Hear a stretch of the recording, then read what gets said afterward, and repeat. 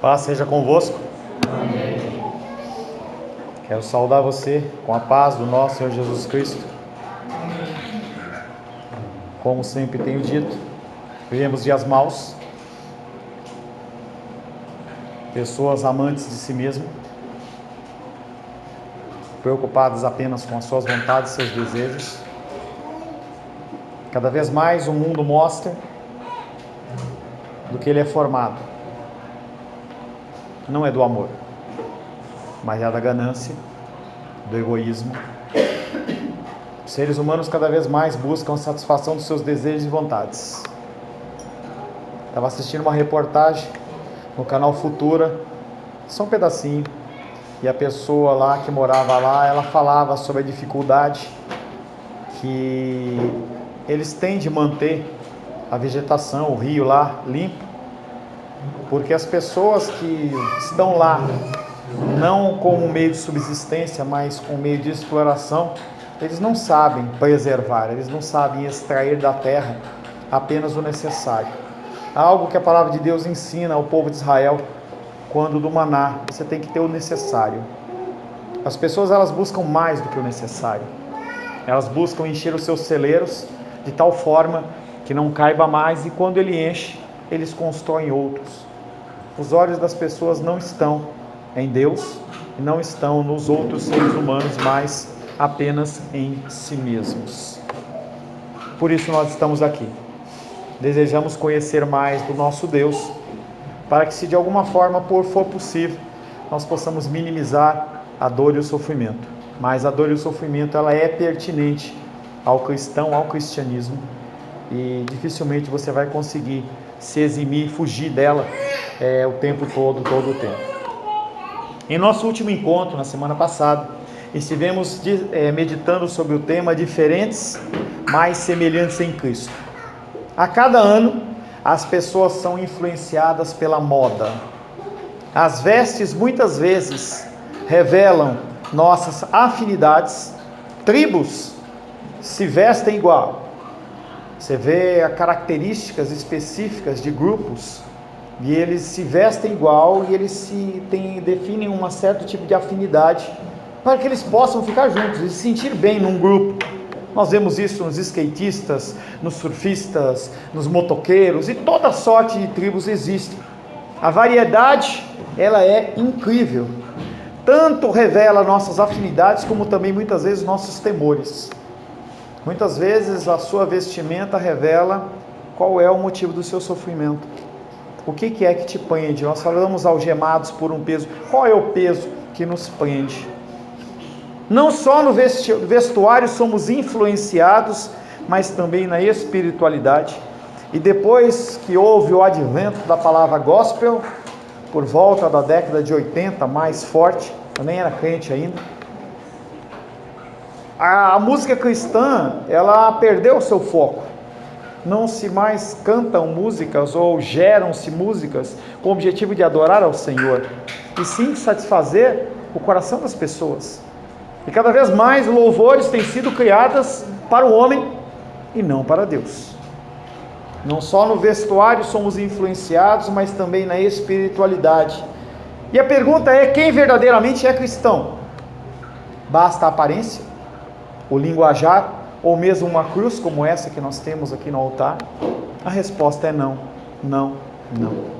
O verso que ficou da semana passada, em João 19:23, que diz: tendo os soldados acabado de crucificar Jesus, pegaram sua roupa e a dividiram em 4 partes, uma para cada soldado, exceto a túnica, pois ela era sem costura, tecida como uma só peça, de alto a baixo. Na semana passada nós meditamos sobre essa divisão das roupas de Cristo em 4 partes, simbolizando os 4 pontos cardeais, falando sobre não mais um povo exclusivo judaico, mas um povo que ia ser constituído de todos os povos, tribos e raças.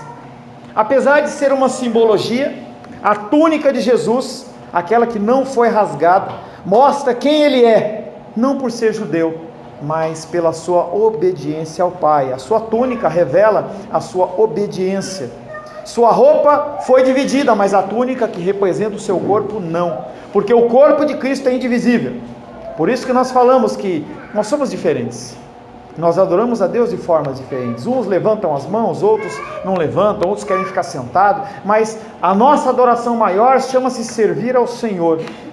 Podemos ser diferentes em muitos aspectos, mas no que se refere à identidade com Jesus e seu corpo. E essa identidade é única, ela não muda, e ela não é caracterizada pela veste que você tem, pela sua forma de usar o cabelo, ou se você age de uma maneira ou outra, mas sim em relação à identidade com o corpo, a identidade com Jesus. Nós temos que buscar essa identidade dia após dia, cada vez mais sermos semelhantes a Ele em atitudes e obediência. E eu tenho sido repetitivo, nós temos que buscar ser semelhantes não a pastores, não a denominações, não a voz de quem fala, mas nós temos que buscar a semelhança a Cristo. A palavra de hoje tem como título Jesus, servo de Deus e depois dos homens. Primeiro, Deus, depois os homens. Quero convidar você mais uma vez a abrir a palavra de Deus no Evangelho de João capítulo 19.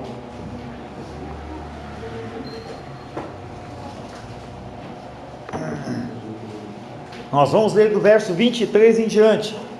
Evangelho de João, capítulo 19, versos 23 em diante.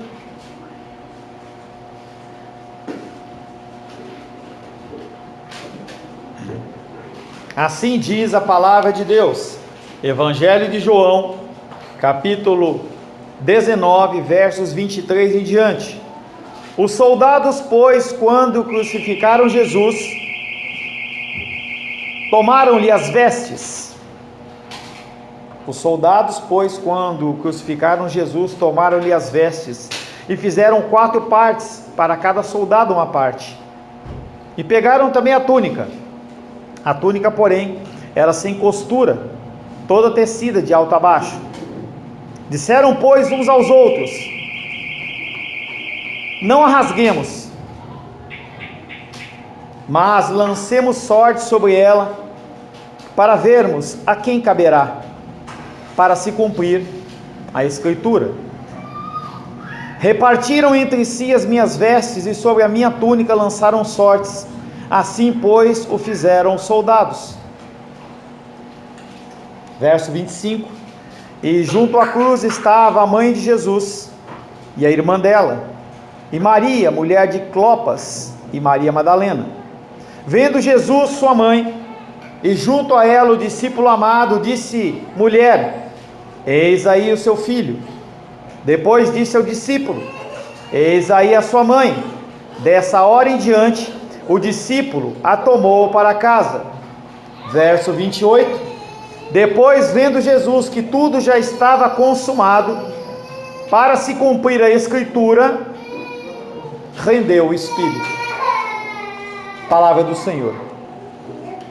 Senhor, em nome de Jesus, louvamos, adoramos e bendizemos o Teu nome, pela Tua palavra que é viva e eficaz, pelo Teu nome que é sublime, pela Tua fidelidade que transcende gerações, eras, que suplanta, Pai querido, a multidão dos nossos pecados, que nos alcança em meio a um lago, Pai querido, de pecado, e o Senhor, Pai querido, nos toca. Nós éramos presos, algemados, mas o Senhor nos liberta. E nesta noite nós queremos pedir mais uma vez que o Senhor fale conosco. Pedimos que o Teu Espírito de entendimento seja sobre as nossas vidas, sobre aqueles que aqui ouvem, sobre aqueles que irão ouvir pela internet. Que o Espírito de entendimento seja sobre nós. Peço mais uma vez, Senhor, que o Senhor me dê a capacitação necessária para falar as coisas concernentes à Tua palavra, e não segundo o meu coração. Me instrui e me capacita, Pai. Eu te peço em nome de Jesus. Amém. Jesus, servo de Deus e depois dos homens. O primeiro verso que nós vamos meditar é João 19, 24, que diz o seguinte: então os soldados disseram entre si: não a rasguemos, mas vamos tirar a sorte para ver quem ficará com ela. E isso aconteceu para que se cumprisse a Escritura: Repete comigo: cumprir a Escritura. É importante isso. Repartiram entre si as minhas roupas, e sobre a minha túnica lançaram sortes, e foi isso que os soldados fizeram, porque a vontade de Deus, ela é soberana. Uma curiosidade para você: quando nós vemos essas palavras sobre a vida de Jesus Cristo, e se cumprir a Escritura, e se cumprir a Escritura, e se cumprir a Escritura, eu quero que você entenda qual é a dificuldade disso acontecer. Num ser apenas. Profecias que foram profetizadas há milhares de anos. Isaías falava centenas de anos, 600 anos aproximadamente. Outras profecias tinham milhares de anos. A probabilidade, em especial, eu fiz uma pesquisa na internet, uma pessoa ela pegou 8 dessas últimas profecias que se cumpriram nas Escrituras, através da vida de Jesus. E ele fez uma probabilidade de como é difícil que isso ocorra. Para você acertar na Mega Sena, com um jogo simples, a probabilidade de você acertar é 1 em 50 milhões. Ou seja, é uma possibilidade muito difícil. Para que você tome estas 8 últimas profecias de Cristo, ocorrendo sobre a vida dele, a probabilidade é 1 em 1000 bilhões. É um número que a calculadora nem aceita. Eu tentei colocar na calculadora, para colocar no negócio aqui, no projetor para você, mas conforme eu fui digitando, ela para em bilhões, ela não passa disso. Porque esse número é um número que nós não conseguimos entender. Mas a probabilidade de estas coisas se cumprirem na vida de um homem é de 1 para 1000 bilhões de vezes. E a ilustração que ele fez foi a mesma coisa que você pegar 10 moedas num estado como o do São Paulo, de Minas Gerais, e você pegar essas moedas e colocar a revelia no estado, vendar a pessoa e falar assim: acha a moeda que está marcada. Ou seja, é impossível. Então, quando você vê para se cumprir essa Escritura, você tem que entender que algo sobrenatural ocorreu. Essa ação dos soldados não foi uma ação particular deles, mas foi uma ação coordenada pelo nosso Deus, que é soberano. De acordo com o costume, ficar com as roupas de um criminoso executado era um direito dos executores, estava na lei, ou era um costume. A divisão dos despojos mostra que o pelotão de execução era formado de 4 soldados, Atos 12:4, não precisa abrir, e havendo-o prendido, lançou-o na prisão, entregando-o a 4 grupos de 4 soldados, cada um para o guardarem, tencionando apresentá-lo ao povo depois da Páscoa. 4 soldados participaram da crucificação de Cristo, além daquele centurião que devia estar coordenando. Os soldados renunciam a dividir a túnica, no que todos estão de acordo, não pela sua vontade, mas pela vontade soberana de Deus. Toda divisão tirar-lhe-ia a sua beleza. Atentar contra a unidade é destruir a obra de Jesus Cristo, e isso é impossível. Tanto o corpo de Cristo, ele é indivisível, e não há nada que o homem possa fazer. Pode subir governos, descer governos, os muçulmanos tomar conta, o corpo de Cristo vai continuar existindo. Da mesma maneira, simbolicamente, aquela túnica ela não poderia ser rasgada. Isso não significa que os soldados conscientemente agiram de acordo com as Escrituras, mas que a poderosa soberania de Deus operou de tal forma neste evento, que ele veio a ocorrer e ocorreu justamente desta forma para cumprir as Escrituras. Quando você olhar ações pecaminosas no mundo, tem propósito. A palavra ela tem sido recorrente nesse assunto. Entenda que as dificuldades, as lutas, as coisas que ocorrem, elas ocorrem com um propósito. Com um propósito. Salmos 22:18, abre aí por gentileza. Para que se cumprissem que Escritura? Salmos 22:18.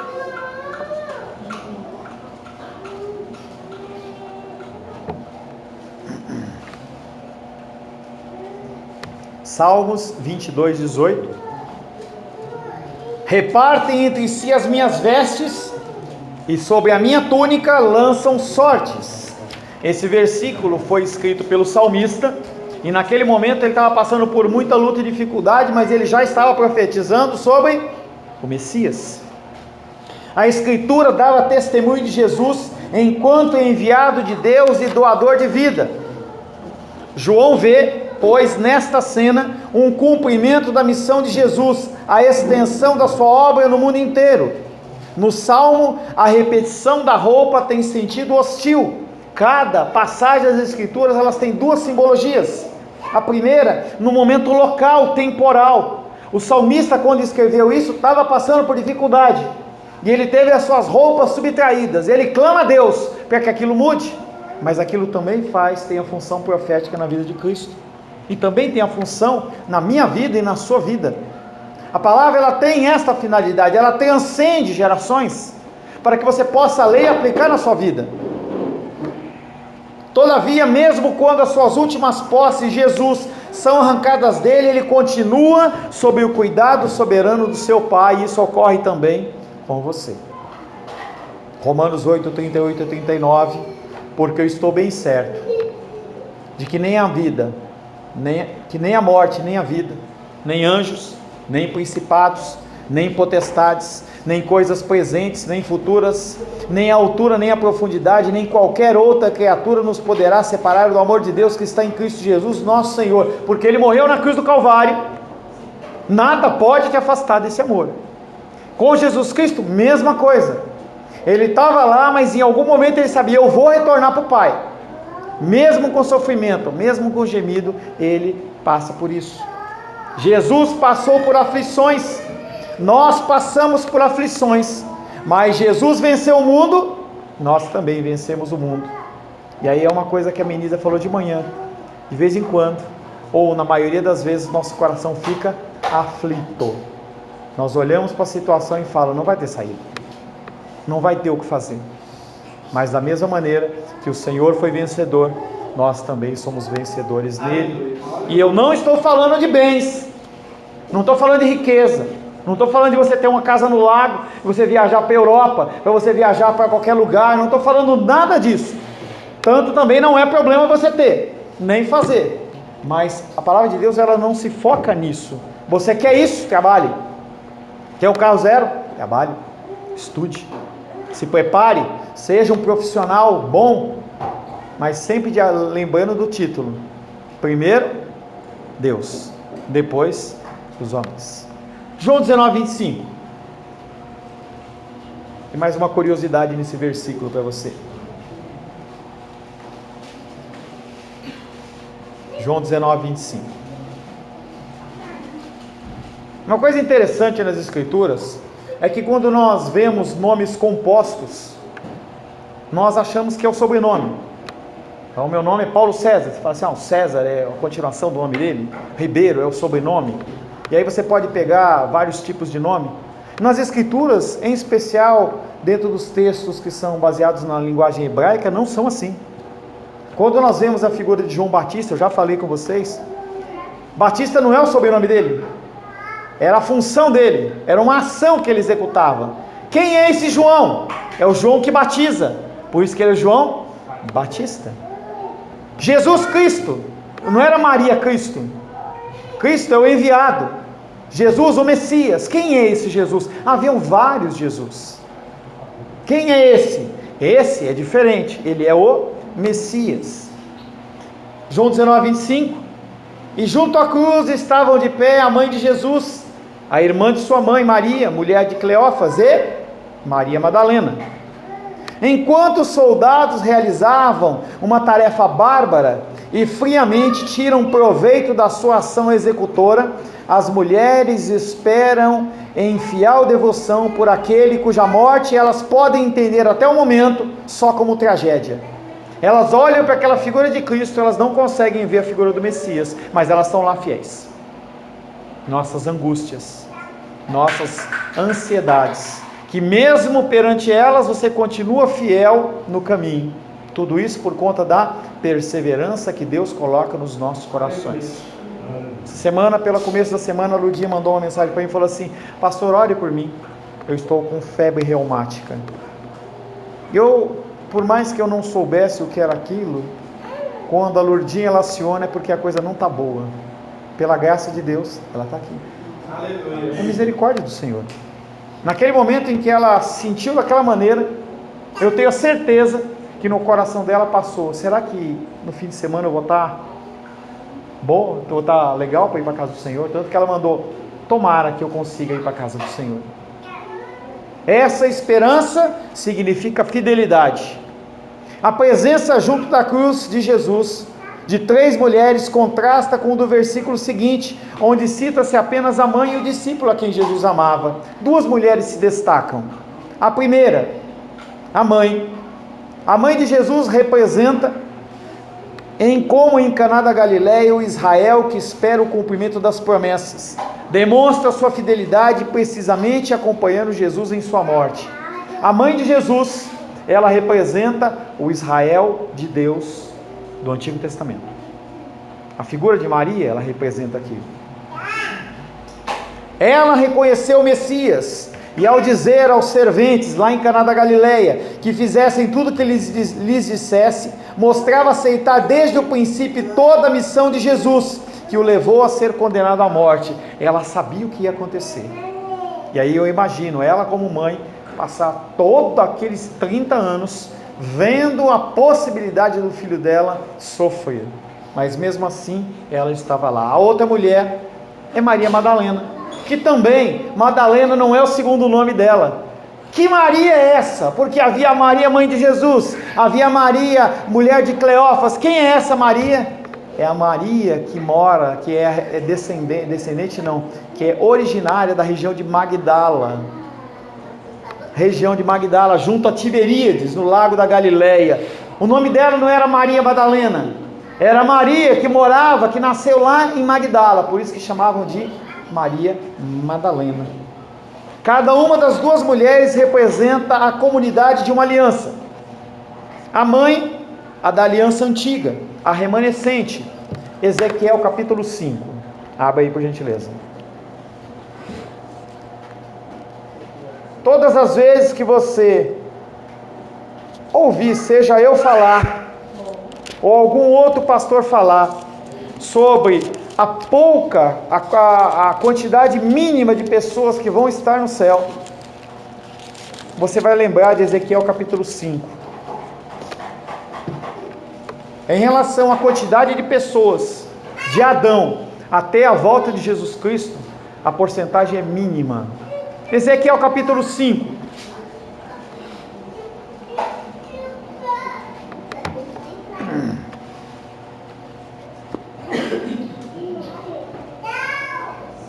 Ezequiel 5, verso 1. Deus olha para Ezequiel e dá um comando e fala: tu, ó filho do homem, toma uma espada afiada, como navalha de barbeiro, a tomarás e farás passar pela tua cabeça e pela tua barba, tomarás uma balança de peso e repartirás os cabelos, 1/3 parte queimarás, não vai para o céu. 1/3 parte queimarás no meio da cidade, quando se cumprirem os dias do cerco. Tomarás outra 1/3 parte, e a ferirás com a espada, e ao redor da cidade, e a outra 1/3 parte espalharás ao vento. Ué, pastor, não sobra nada. Desta 1/3 parte, a última, tomará uns poucos, e atarás nas abas das suas vestes. Ela é chamado os remanescentes. Destes ainda tomarás alguns, e os lançarás no meio do fogo, e os queimarás. Dali sairá um fogo contra toda a casa de Israel. Você entende que o grupo das pessoas que são realmente cristãs não é essa multidão, mas são grupos pequenos?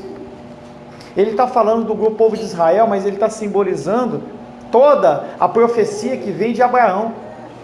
todo um grupo, e não ache que porque você está aqui nesta igreja, você faz parte desse grupo. Se você não viver segundo os preceitos da palavra, você vai para o inferno. Se eu não viver segundo os preceitos da palavra, eu posso pregar para vocês 30 anos aqui, vocês irem para o céu através da minha palavra, mas eu vou para o inferno do mesmo jeito. Misericórdia. Maria, a representante da antiga aliança, o remanescente fiel de Israel. O papel da mãe em antiga comunidade termina na cruz. O papel de Israel antigo acaba na cruz. Agora começa um novo tempo. Agora começa uma nova comunidade, enraizada não em religiosos, não em pessoas que são certinhas segundo regras e normas, mas pessoas que se arrependem.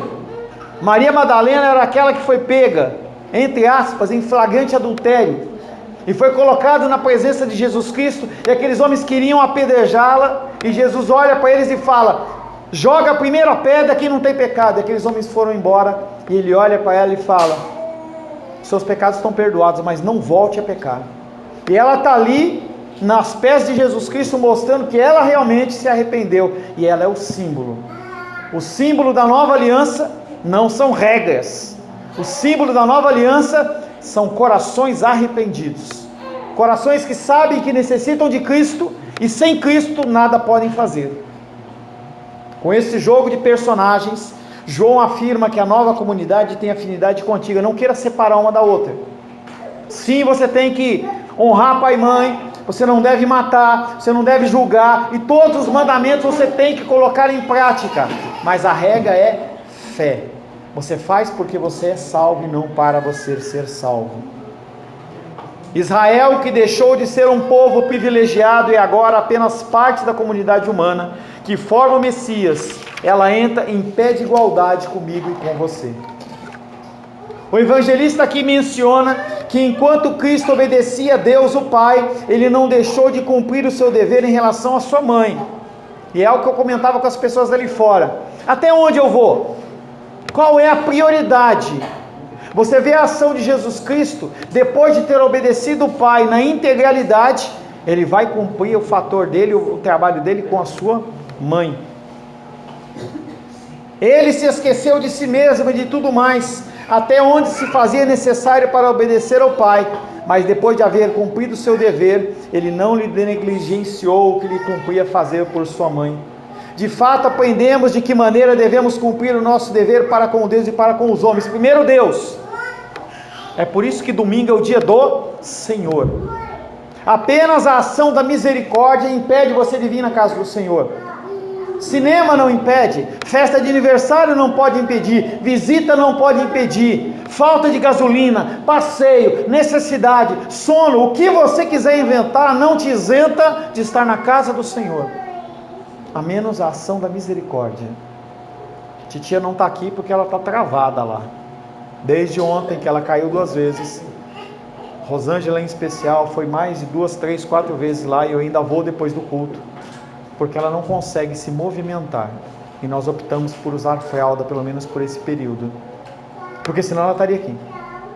Quando você pensar em não ir, em não vir, em não fazer as coisas do Senhor, por qualquer motivo que seja, hoje eu estou cansado, hoje eu tenho que atender o meu pai, tenho que atender a minha mãe, eu tenho que ir lavar o carro, eu tenho que encher a laje, você está errado. Jesus Cristo nos mostra que essas coisas são importantes, mas não são prioritárias.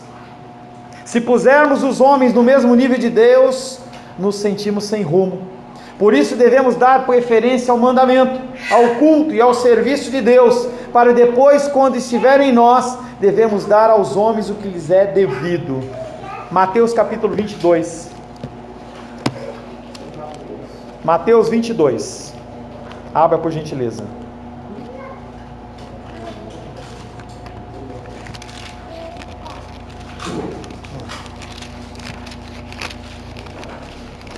Mateus 22, versos 36, 37, 38 e 39.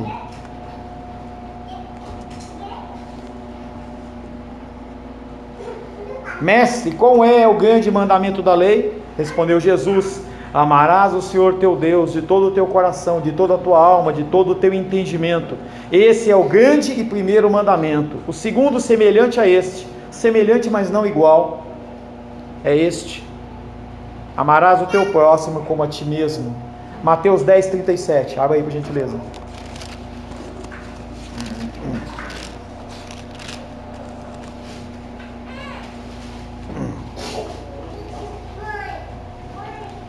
Mateus 10, 37. Quem ama seu pai ou sua mãe mais do que a mim não é digno de mim. Quem ama seu filho ou sua filha mais do que a mim não é digno de mim. E aí um versículo completa o outro: você ama a Deus sobre todas as coisas e ao próximo como a ti mesmo. Você tem que entender que a prioridade é Deus, não é a família. Devemos, pois, devotar-nos aos interesses dos homens, conquanto que no mínimo grau interfiram no serviço e obediência que devemos a Deus. Depois que tivermos obedecido a Deus, então no tempo oportuno pensaremos nos pais, nas esposas, nos filhos, nos maridos, como Cristo assiste sua mãe, só depois de estar ali na cruz, para o qual ele foi chamado pelo decreto do seu Pai. Cristo então designa o discípulo para ser seu substituto e o incumbe de sustentar e cuidar da sua mãe. Em contrapartida, devemos considerar a fé daquelas santas mulheres. Elas olham a figura de Cristo. Para elas veem apenas destruição, mas elas continuam fiéis à figura de Cristo, ao mistério que ela estava cumprindo ali, conforme as Escrituras. Interessante que Pedro, que era aquele que andava com Cristo, negou ele 3 vezes, mas aquelas mulheres estão ali, passíveis a serem reconhecidas como servas e também serem presas e serem também mortas. Imagina quão vergonhoso seria se o medo da cruz nos detivesse de seguirmos a Cristo, quando a glória da sua ressurreição é exibida diante dos nossos olhos. Você tem Cristo perante os seus olhos. Que vergonha você estar perante Deus e aquelas mulheres que só viam a destruição continuarem fiéis. O que você vai fazer perante as dificuldades da vida? Você vai abrir mão de Cristo ou você vai estar aos pés da cruz? Estar aos pés da cruz não é ser um radical religioso, não é sair arranjando confusão, tacando pedra em carreata, jogando ovo em presidente. Isso não é ser cristão.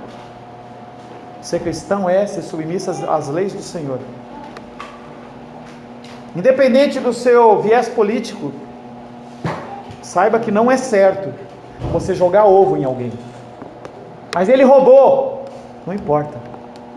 A demonstração, em especial de cristãos, é que Cristo não habita nos corações. E quando você deseja esse mal, você está esquecendo de onde você saiu. A única diferença sua para essas pessoas que roubam é que vocês não têm o Espírito Santo de Deus.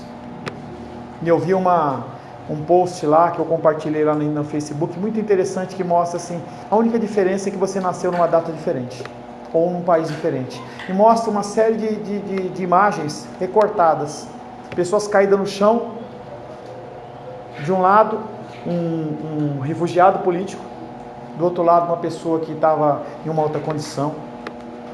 Uma outra imagem aparecia o jogador indo chutar a bola, e na imagem do lado mostrava a cabeça de uma pessoa, um policial, numa retaliação qualquer aí. A única diferença é onde você morreu, onde você nasceu, quem é o seu pai e quem é a sua mãe.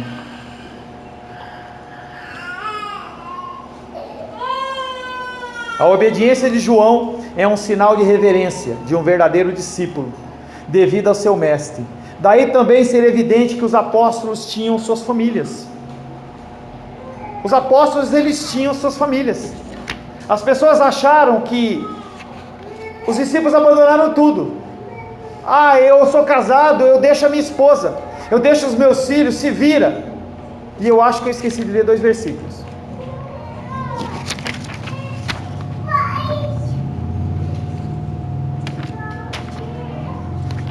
Esqueci mesmo. João 19, versos... João 19.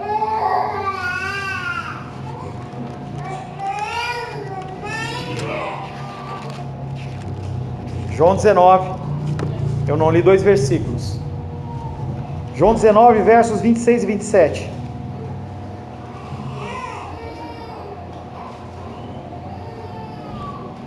Vendo Jesus sua mãe, e junto a ela o discípulo amado, disse: mulher, eis aí o seu filho. Depois disse ao discípulo: eis a tua mãe. Desta hora em diante o discípulo a tomou para sua casa. Agora está com sentido. Eu vi que estava faltando alguma coisa. Voltando a João, a obediência de João em aceitar Maria como sua mãe é um sinal da reverência de um verdadeiro discípulo devido a seu mestre. João não poderia ter exercido hospitalidade em referência à mãe de Cristo, nem poderia ter recebido em sua própria casa se ele não tivesse casa. Como é que ele ia receber, como um homem solteiro, a mãe de Jesus morando com ele? Então João tinha família, Pedro tinha família, os discípulos eles tinham família. Não quer dizer que aqueles homens abandonaram suas famílias, simplesmente que como Jesus eles priorizaram a obra de Deus. A visão que nós temos é que Pedro, João, eles viviam o tempo inteiro lá dormindo, lá do lado de Jesus, e não era isso que acontecia. Eles voltavam para suas casas, eles tinham relacionamento com as suas famílias. Os apóstolos abandonaram não suas propriedades e famílias, mas como Cristo souberam priorizar Deus. Quando Deus fala, por exemplo, orai sem cessar, Ele não está falando para você parar a sua vida e ficar orando. Ele tem que falar que a sua vida tem que ser uma vida de oração.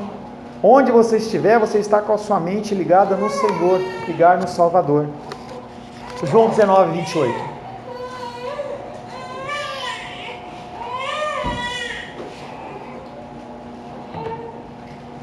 João 19, 28. Depois, sabendo Jesus que tudo estava consumado para que se cumprisse a Escritura, disse: tenho sede. A cena está ligada à anterior, porque ele fala depois. Construída a nova comunidade universal, tudo vai ficando terminado, só falta a expressão máxima do seu amor. João 13, 1.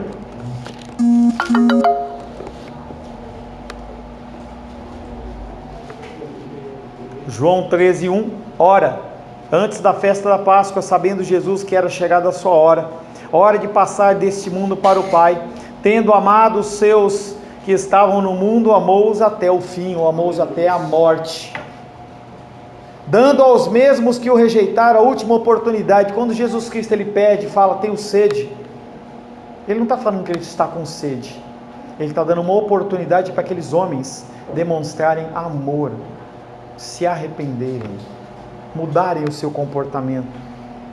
Até o último momento, João frisa que Jesus não foi arrastado à morte, que ela não é algo imprevisto, ele é Senhor do seu destino, e continua realizando o desígnio do Pai. O evangelista não se assusta nessa realidade, mas olha para essa cena da cruz, como ápice, como culme, como máximo da obra de Cristo.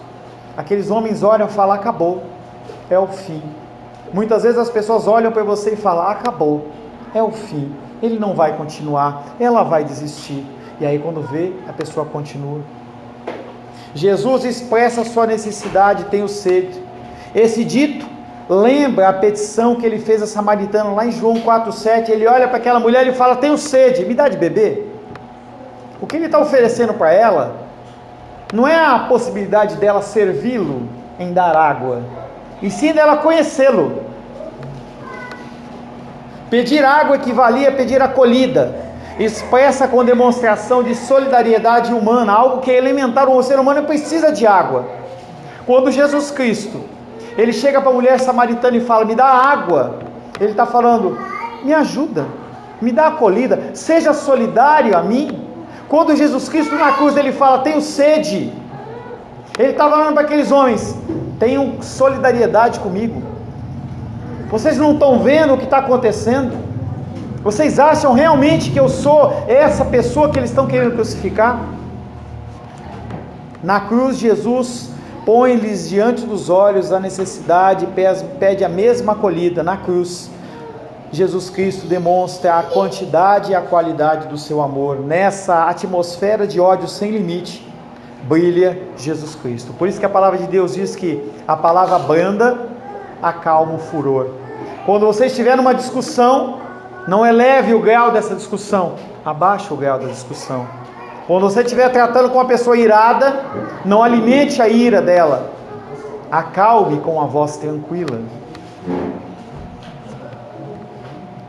Por que aqueles homens não retribuíram Jesus Cristo com amor? Para que se cumprisse as Escrituras. João 15, 25.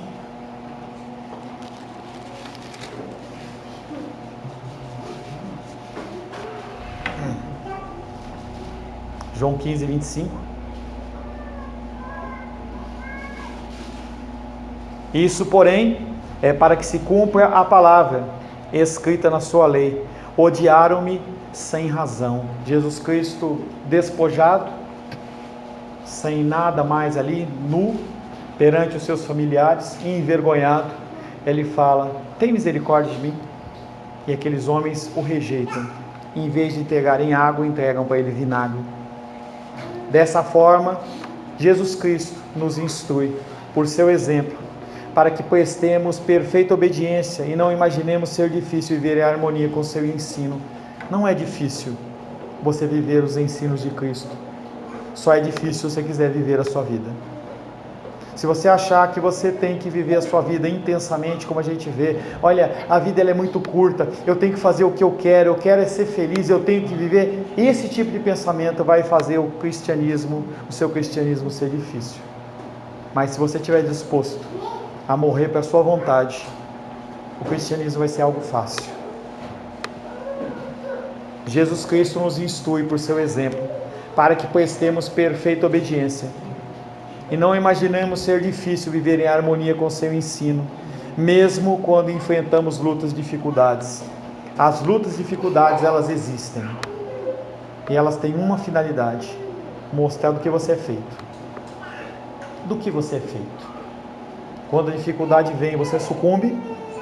O mesmo sol que serve para aquecer a plantinha e fazer com que ela cresça, para muitas plantas é o mesmo sol que faz elas secarem.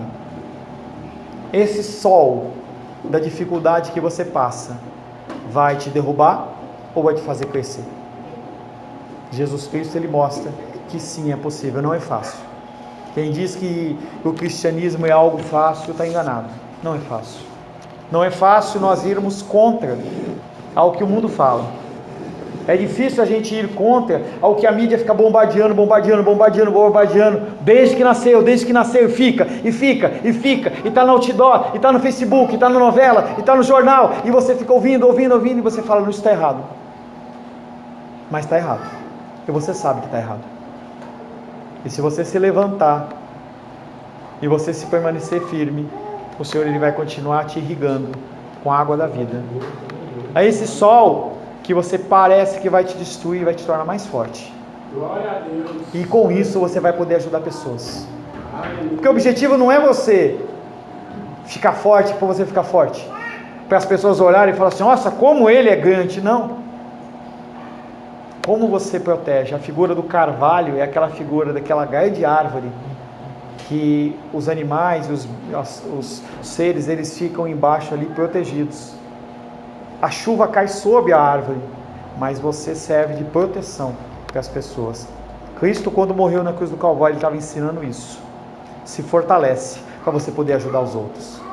O ato de estender a mão cada vez está mais escasso neste mundo.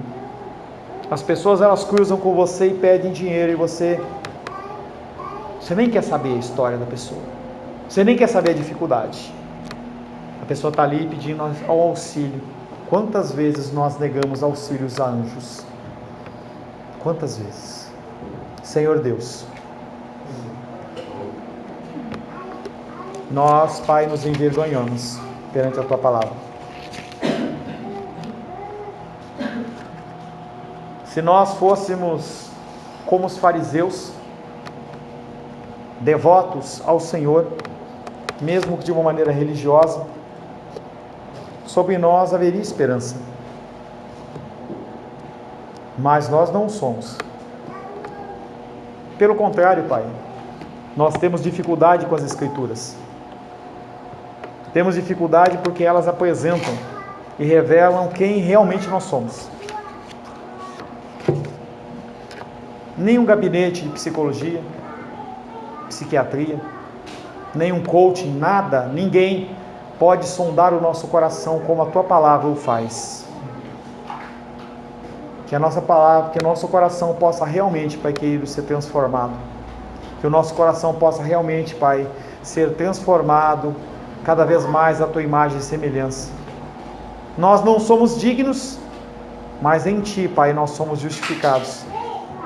Que nós possamos, Pai, aprender, ser transformados, para que este mundo, Pai, possa vir ser um pouco melhor para aqueles que padecem.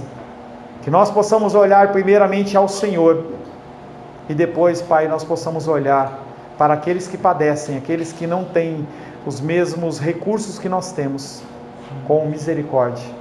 Que nós possamos, Pai, não ser algemados por este peso, mas possamos ser doadores para a glória, honra e louvor do Teu nome. Em nome de Jesus. Amém. Glórias ao Senhor.